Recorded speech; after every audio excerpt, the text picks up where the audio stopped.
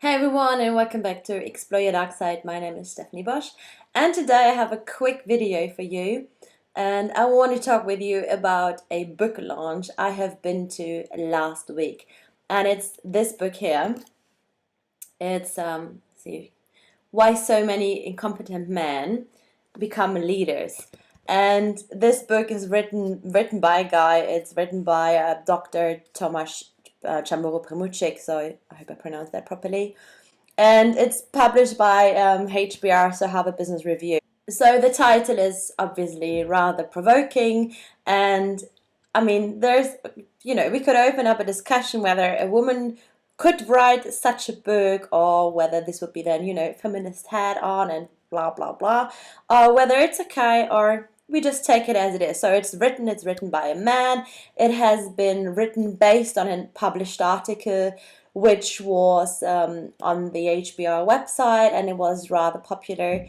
And it's all about moving away from confidence and moving towards competence. So rather promoting and hiring people for the impression management and the confidence they display, and rather go for the real competence, so making talent more strategic and looking for potential. I didn't read the book yet, but the little geek I am, I obviously made notes during the talk. And the good thing about if you go to a book talk or a launch talk, the author usually highlights the key points for you. So it's a really nice executive summary of the book, so it gives a quite good an indication of what it's all about, and obviously you can have a network and a chat afterwards, so you get a good impression. I'm happy to do a book review after I've read it, but I just want to give you my key quotes, my key highlights from the talk, and also the rather funny incident that happened afterwards, just after the talk. And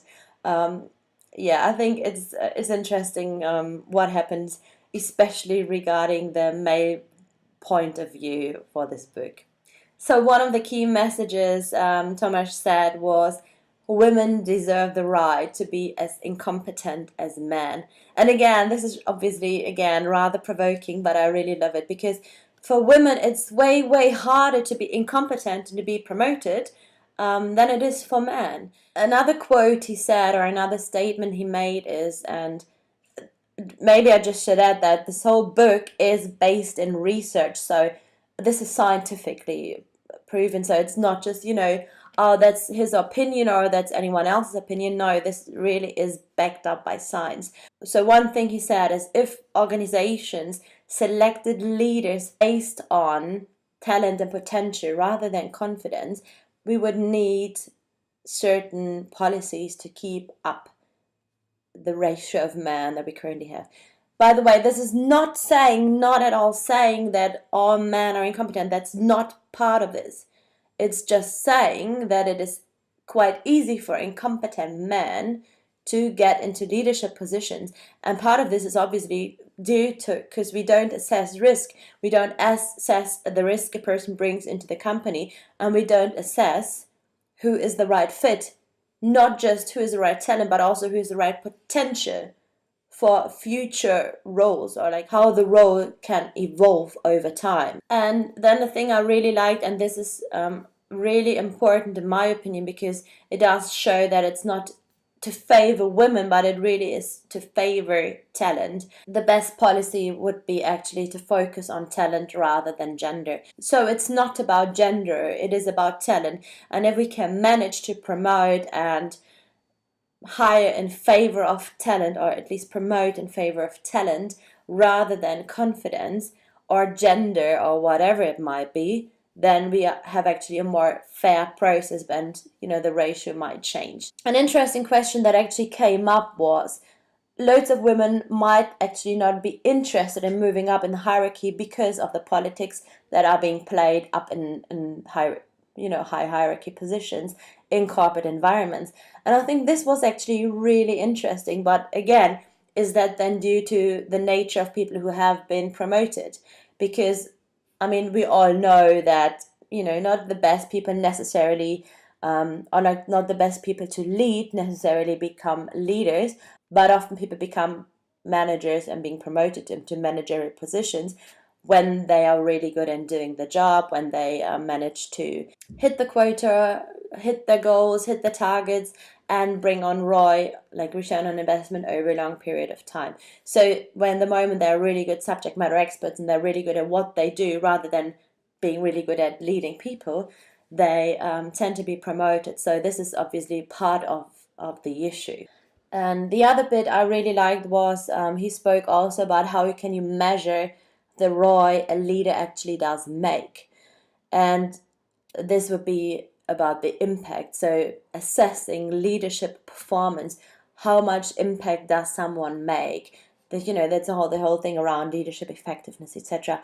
And I feel often this is being not really assessed. It's not really objectively or with hard data and facts measured, but rather it's a feeling. Do I like someone? Do I think someone can do the job? And then again, if someone is very confident and has this very like self-assuredness around his own personality, it's sometimes easier for me to get like trapped into, yeah, oh no, if he's so confident or she's so confident, then yeah, they must know what they're doing. But often, especially like introverted people or people who are maybe less outgoing, less out there, might be as competent or even more competent, but just not so self-assured.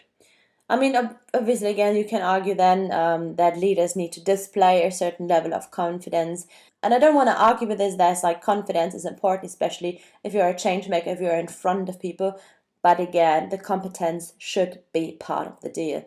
And I mean, there is research done that psychopathy is part of or that people who show psychopathic traits tend to go for leadership roles. And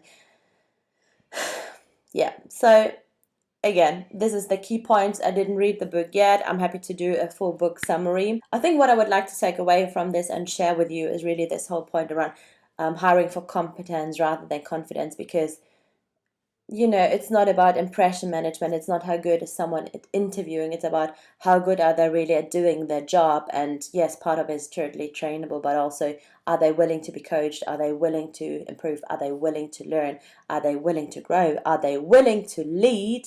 So yeah, there is loads of work to be done. And I think it's an interesting book. It is. It has a nice title.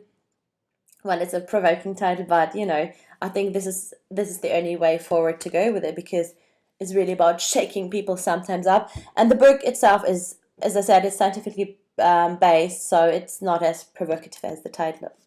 I flipped through it, so yeah, it's not just about talking about incompetent men.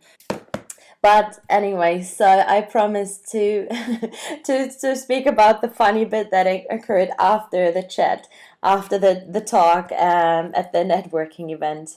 And I mean, as you might imagine, loads of the people in the audience were female, so there were like loads of women listening to the talk, loads of women really engaged, loads of the questions were came from women, and so the male ratio was relatively low at the whole event. And it was quite interesting. So after the talk, we all ended up with a drink, had a beer or a wine, and two guys came up to me and literally immediately started mansplaining the world to me, and why this is a really bad idea, and why this can't work, and why it's all wrong. And it was just really interesting to see how different genders react, and the conversations that happen to occur afterwards. So yeah, I'm looking forward to reading the book. As I said, I'm happy to let you know with a quick summary or a review, and get back to it when I read it. So I haven't read it yet, as I said, it's just the summary, but I'm more than happy to do so after I've done it. So I'm looking forward to hearing from you. What's your opinion on the topic, maybe on the title, and if you have read the book already, please do let me know, and I will talk to you very soon.